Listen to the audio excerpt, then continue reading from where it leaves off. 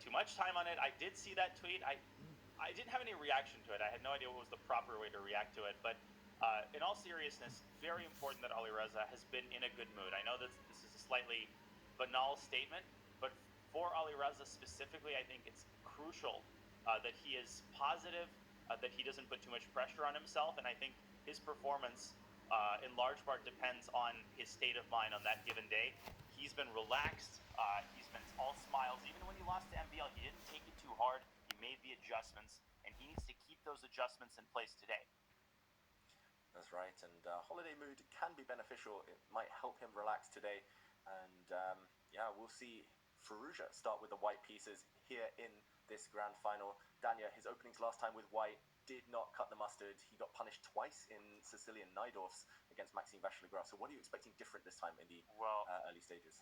The London system has taken the CCT by storm. We had tons of Londons yesterday in both the Division 3 and Division 2 final. Alireza has shown that he likes to go for a London system type setup with Bishop F4 and E3 when 1E4 is not working out for him. And there we go. Not exactly the London, but an extremely fashionable line that is championed by Nihal Sarin. Nihal plays this exact setup against me in Blitz all the time. It looks very innocuous, but let me tell you, it's not so easy to equalize with black. I like this choice. Yeah, and not what I'm used to seeing, I've got to say, from Alireza Firouzja. I know he's been experimenting a bit with, like you said, London systems, some knight f3, b3 kind of setups. But yeah, this one very much frustrating for any Grunfeld player. Maxime Vachier-Lagrave, well known as maybe the world-leading expert on the Grunfeld throughout his career. And this one, a slower start to the game. The center just looks very stodgy, very blocked for now. How do you normally react? You mentioned you've got a lot of experience on the black side. What do you think is going through Vachier-Lagrave's mind? In my case, experience has not equated to good results, and I should be taking notes right now because I've never actually put the bishop on f5 at so early a stage. And Alireza is engaging that bishop. He plays bishop d3, offering the trade. I mean, you see this bishop tension very, very often in these types of structures. MVL does trade, and there's clearly defined pros and cons, David, to this trade.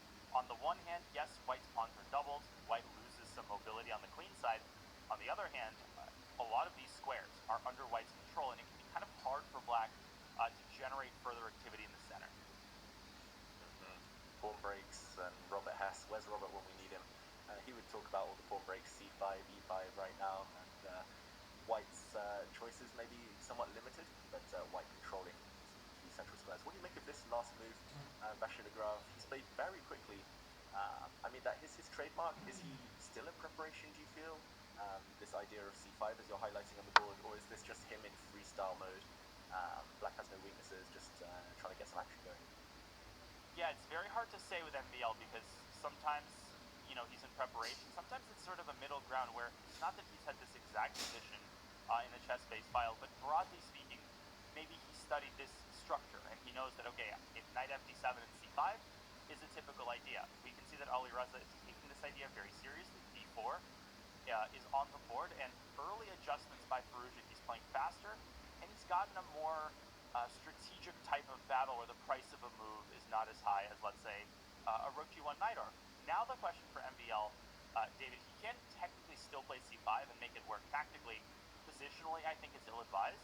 I think the question is, does he now prepare e5, or does he chisel away at white's queenside with a move like a5? Yeah, a lot of options, Danya. Difficult question. That's why we see Maxime Vachier-Lagrave spending some time now. Knowing him, he wants some action in the near future, at least. He won't want to maneuver around forever. I think this is a great opening choice, by the way, for everyone at home. Alireza Firouzja got punished in sharp lines 3 days ago when these two met. So now he's going for a quieter strategy. A good tip for everyone at home to switch things up. Try a different recipe if the one you've tried before isn't working. To answer your question, it looks like he's going to try and keep his options open a bit longer, Vachier-Lagrave. I wouldn't be surprised if he goes for e5, now that it's harder to break on the queen side. It feels like white has maximum control over c5, a5. It's going to be hard to do anything there. So maybe we'll see some development moves first. Like knight on b8 could hop out a6, c7 around, but eventually black will likely break. And yeah, I can see why Nihal Sarin is attracted to this, Danya. It feels like white's moves are just easy easier. You're going to castle, you're going to put rooks on c1, Uh-huh. you're going to do stuff. But for black, it's very much, you feel a bit of burden, right? What to do next? Yes. Now, it should be pointed out, this pawn on b4 is perfectly safe. It can be defended in response to queen b6. That was just a one-move threat. Instead, Maxime focusing on sort of maximizing the activity of his minor pieces, but he might be maximizing the passivity of his minor pieces. Where is that knight on c7 going? I think he's just sort of parking it there, long-term 24-hour parking. I'll deal with it later kind of thing. Here is the positional problem the black faces. Even if you play rook e8 and then e5, you don't solve, I think, the underlying problems in your position. You could still be facing a potential minority attack when the time is right with a4 and b5. Maxime is actually provoking a4, clearly trying to get his knight around to d6, but he is investing, David, a lot of time in maneuvering his pieces to a square where it doesn't really have that many prospects because of this doubled pawn on d3, which would be fully restricting the knight's access to these juicy central posts. Yeah, if you could just pick up that white pawn on d3, get it off the board and trade it off for black's e7 pawn, we would have a Carlsbad structure, and that is the ideal square for a black knight, precisely because it can jump into those squares you're covering there with the blue arrows, c4 and e4. But this circuit for the black knight, I mean, since it's left b8, it's already moved 3 times, it's going to move a 4th time. Not clear where it's going after that. It definitely feels like Maxime's just making moves for the sake of moves right now. I think he's hoping a plan materializes a bit later, but yeah, this is really pleasant for white. Bishop a3, hinting that b5 will land if black ever touches the b7 pawn. The black knight on d6 not stable. Yeah, rook c1, rook b1. White's moves are just automatic. I'm loving Firouzja's position. And let me tell you, b5 on the very next move is something to be reckoned with by Maxime. Now, Firouzja won't necessarily play it, but you can at least try to make it work. b5, c takes b5, and then you have this intermediate move, or you can swap the knight on d6. You have to be careful, though, because there black can play b takes a4.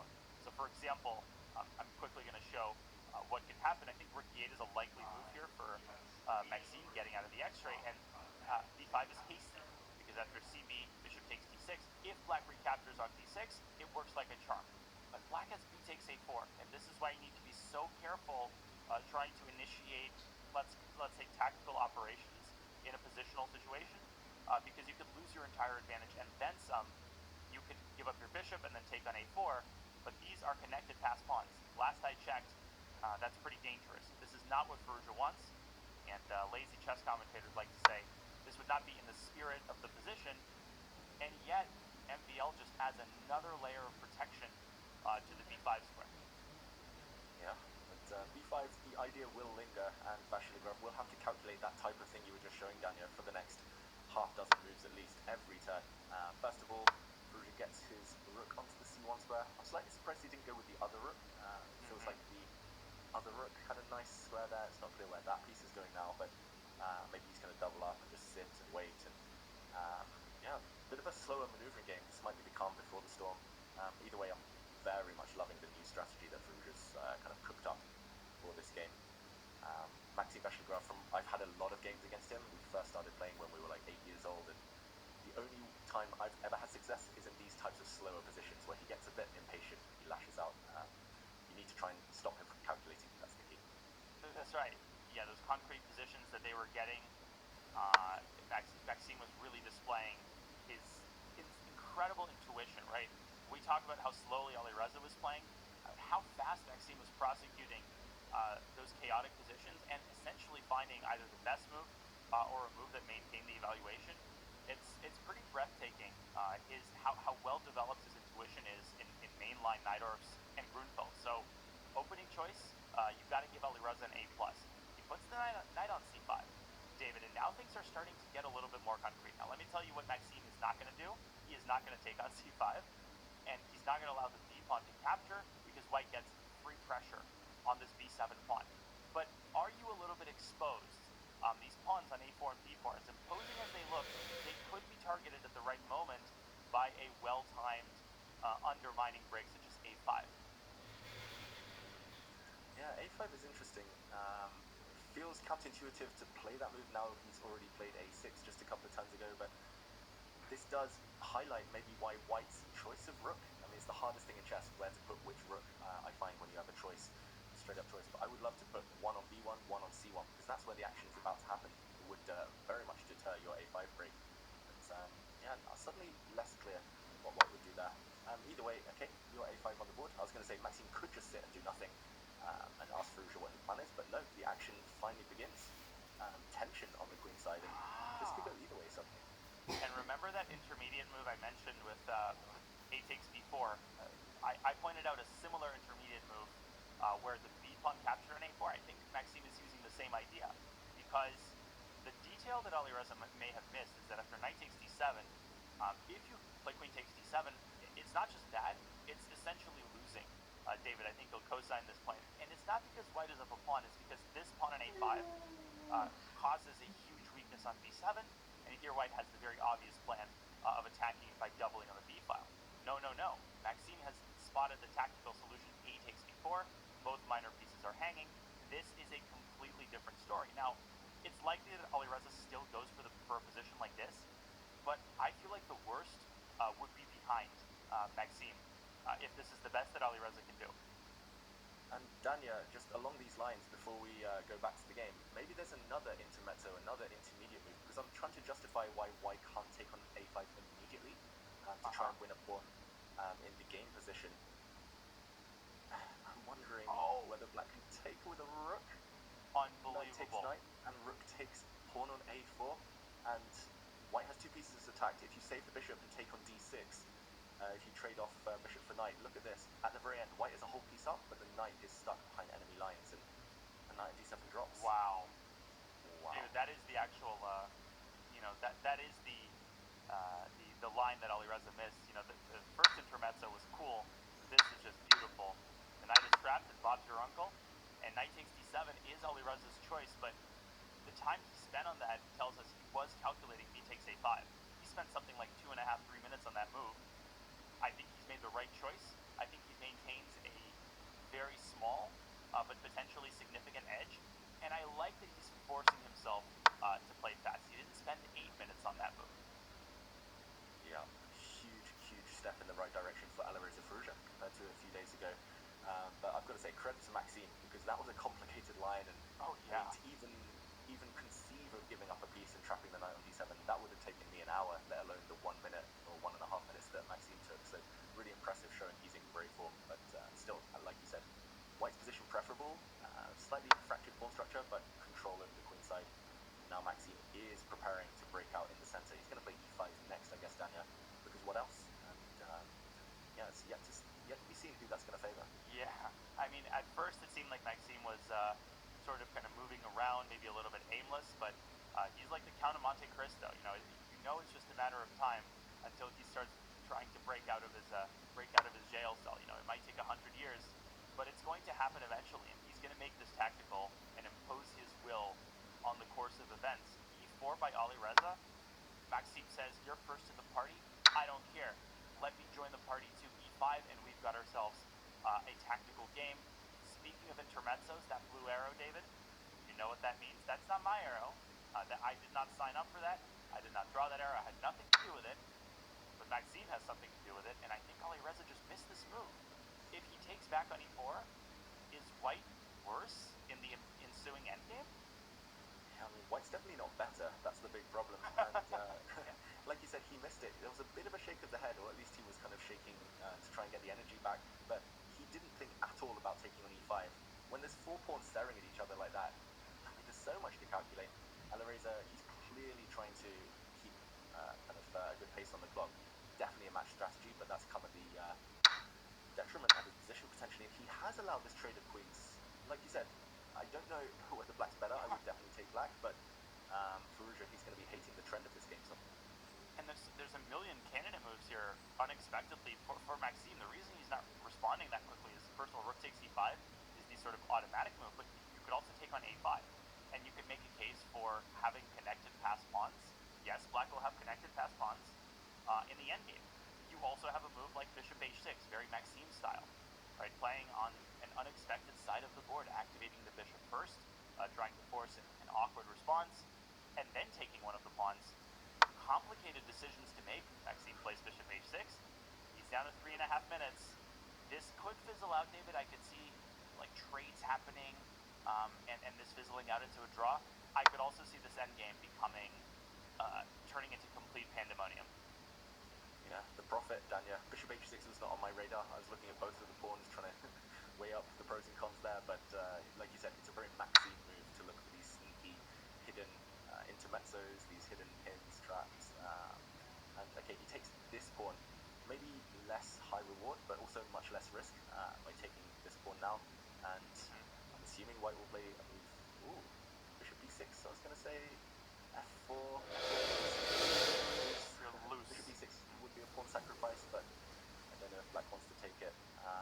Yeah, this one, Maxime, you can sense he feels the moment. He's getting excited. Yeah, white really loosey-goosey, helter-skelter here. A lot of tactics, a lot of tension, a lot of chaos, and it does feel like Maxime kind of slowly moving back into the driver's seat. But I gotta keep emphasizing the time management. He is still down 45 seconds. Alireza kind of doggedly clinging to that time advantage, and I think that is one of the keys to victory. The problem is you also have to maintain a good position, and that part hasn't been quite as successful. Now, I think a lot of people, David, would automatically play bishop takes d2 and rook takes c4, but it's so important to realize piece activity so much more important than pawn count in the endgame. That line would have allowed white's rook to infiltrate d7. Maybe black's still okay there, but why on earth would you allow white to have easy play? You cannot afford to lose the b7 pawn. That is the worst case scenario for black, because then the a pawn, the red carpet, is essentially unrolled immediately. Yeah, but now, however, that move is a threat because black would be able to challenge the 7th rank with one of his rooks. So Maxime lining up against the white e-pawn. If this were a bullet game, I think Firouzja would have played the move f3 in an instant. I don't really see any other candidate moves here. You can sense both players, they're slowing down slightly as we approach the climax of this game. A little disturbing that Alireza is taking his time. You're absolutely right. He does play f3. Cooler heads prevail. And this just shows us the position a lot more complex than it seems. Bishop takes d2 and knight c4. The bailout option, getting rid of the minor pieces. Alireza could take the knight instead, but I feel like that's asking for trouble with the pawn on b4 and the crosshairs of potentially all of black's pieces should the rook move back to a8. Are we going to see a draw here, David, or are things going to heat up again? Ooh, it feels like a draw is the most likely purely because pieces are disappearing and we might reach a rook endgame, but I wouldn't say it's dead yet. Knight c4, I think I would... Well, I'm not sure who I would take. I don't want to I don't want to take sides here at all. You know, but, on the wrong side of history. Exactly. Whoever's side I take on those is going to be jinxed there. But knight takes bishop, rook back to e7 to challenge. It feels like black is very safe or relatively safe. I'm not sure whether Maxime can hope for more than that right now. Who would you pick, Danya? I think I'd pick the Frenchman here, honestly. The Frenchman with more than one name. And, Yeah, you know, I honestly, I don't want to be too risky here as a commentator. I don't want to say anything too audacious, but I think the 3 results are possible. You know, it could be a draw. Black could win if white blunders. White could win if black blunders. I think a draw is by far the most likely result. In all seriousness, I would probably take black because I'm very partial to protected passed pawns. It's very important in any rook endgame to ask yourself, if all the rooks disappeared, what is the evaluation? And very likely, black would be winning in a pawn endgame. Of course, white is not going to trade off more than one pair. He is probably going to trade off one pair. Black now wants to take on d7 himself and block with the other rook on e7. But I think that they're probably going to repeat moves at some point, unless black starts hunting for this b6 pawn. I can see this getting tactical once again. Yeah, especially with these 2 Frenchmen and their flair in the endgame. But yeah, right now it's really appropriate timing to start thinking about this king of pawn endgame, as you mentioned, Danya. You don't want to calculate too much, but you just look at that passed pawn on c6, you know you have to avoid these rook trades.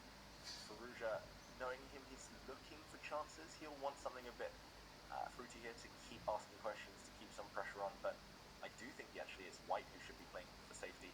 Just king f2 or trading one set of rooks and go in. Yeah, I mean, this is level, but yeah, you don't want to play this with 5 seconds on your clock when it could suddenly turn. Oh, yeah. Yeah. That would be wrong on so many levels. And don't go rook c7 here, David, right? When you try to get cute and try to get fancy and cheeky, that's when you lose in 2 seconds, and I'm going to show this in 2 seconds, because that's the time that we have before he moves. Alireza's down to a minute. If you play rook c7, trying to set up a bridge for the other rook, you lose on the spot. Black plays king e7, rook d8 is not in the cards, and if you play rook b1, black is able to keep both of his extra pawns while sliding either the king or the rook to the c-file and neutralizing the threat on c7. So this is how you lose. Alireza, he wants none of that, drops his rook back, which tells us, is he still trying to maintain winning chances? Is he suddenly scared and trying to find a bailout option? But he's down to 40 seconds. This is getting a little bit concerning for him. I'm going to say it's still a draw, it's still equal, but I feel like MVL is getting optimistic here. Yeah, I've seen MVL win these types of positions before when suddenly momentum turns, it becomes a race and he's got more time on his clock to calculate. And by race, I mean black ever winning this b6 pawn, even at the cost of some of his kingside pawns potentially a bit later on. Yeah, Firouzja, you mentioned that 2 seconds thing, and that was all he was going to spend, but using a minute and a half there might backfire. You can imagine black playing king e6, rook d7, forcing a trade of one set of rooks, and white's rook on b3, passive, defending a pawn. Black's queenside, they're going to start rolling so quickly. I think suddenly it's Maxime who's definitely getting optimistic here. Although after that incredible, heroic defensive display against Jan Nepomniachtchi, this seems like a pretty straightforward task for Alireza. He's got hours on his clock, 39 seconds, what a luxury. I think it's crucial for him to activate this rook at the right moment and maybe slide it up to d8 proactively so that it's able to move around and create threats. If black is able to get in king e6 and rook d7, then things get unpleasant. Maxime taking a different approach. He trades off a pair of kingside pawns. There we go, rook d8. There's the idea, David, of rook c8 and rook takes c6. That should be on Maxime's radar as well, easy to forget about. I think Firouzja is holding this comfortably. Yeah, I was actually going to suggest rook d6 just to hint at that threat, Danya, but yeah, he's being even more ambitious right now, and to trade or not to trade, that's the first question. Do you keep all the rooks on the board? No, I think rook c8 is the cleanest path to a draw, but Alireza clearly taking this decision very seriously, and he actually trades. But okay, yeah, we're going to get liquidation here. No reason for Maxime to do anything brazen. Just get rid of that pawn, offer a draw, move on to the next game. And 10 seconds? No real chances here, and a draw by agreement. Yeah, no real chances there for either side. Not enough pawns simply. The players showing each other a lot of respect in that endgame, but could have gone either way. Felt like the calm before the storm, a bit of a cagey affair there.